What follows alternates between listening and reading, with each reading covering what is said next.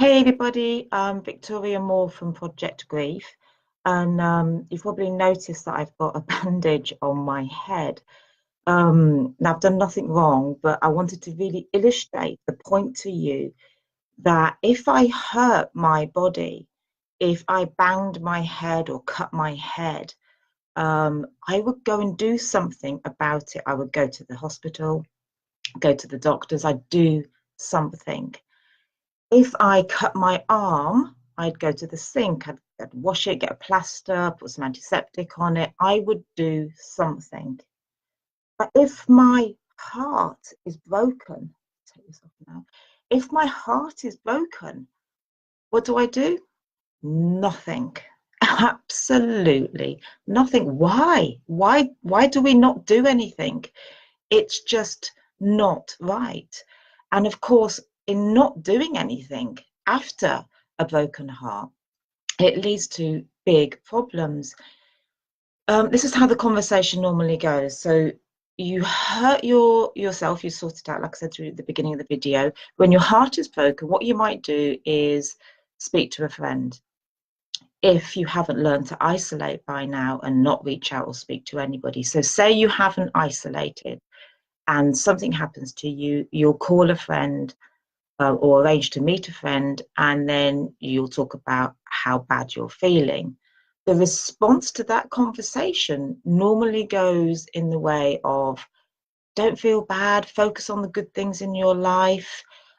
Go and get someone else, go and find someone else, or go and get another job. You're told to be strong. You're told to just keep yourself busy. You're told to think of how many more people there are worse off than you, or you're told to give it time. Now, going back to the video, if I had my bandage on again, so let's put that bandage back. If I had that bandage back, would you be telling me to just not go to the hospital and give it time? No, you wouldn't. You would say to me, Vic, go to the hospital. Let's go and sort you out. You wouldn't say to me, "Oh, just give it time, be strong now." You'd actually tell me to go and do something about it. Now, when it comes to the broken heart, we need to start reacting differently to when people say to us they're hurting. And as counter as intuitive as it is to not say anything and to want to fix someone, because our need to do that's so big, what we need to do is just stay with them, jump in that pit with them, and just be there. Just be there. That is the most powerful thing you can do to someone. You can empathize as much as you want to say, "Oh, it's okay, everything's going to be all right." Leave that. Leave saying that. Just be what we call a heart with a pair of ears. That's all you ever need to be. Can you imagine not having to think about what to say when someone's talking to you? Um, can you imagine just being there? How much easier that is as a listener as well. And yet it's something we all find so hard to do. So when you are hurting and you're in pain, do something about it. Don't wait to feel like doing something about it. Don't wait for this magical thing called time to come along and heal you, because it never will.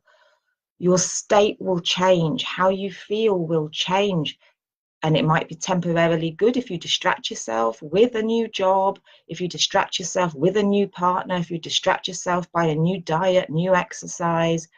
But when those things stop or another loss happens on top, we then start getting into problems, because we've then got the accumulation of grief, which is not a good place to then be in. And this happens over a lifetime for many people.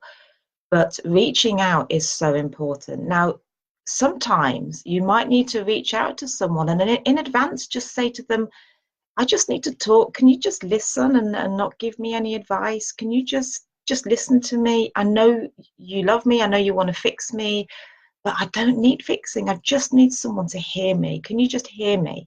So you're kind of setting those parameters up in advance so that you're not going to hear that stuff back. Because what happens is when we keep trying and people keep saying this stuff to us, we stop talking. And then that becomes a really dangerous place, because then we start going into some really serious despair. We start going into some really dark places, and we don't want that.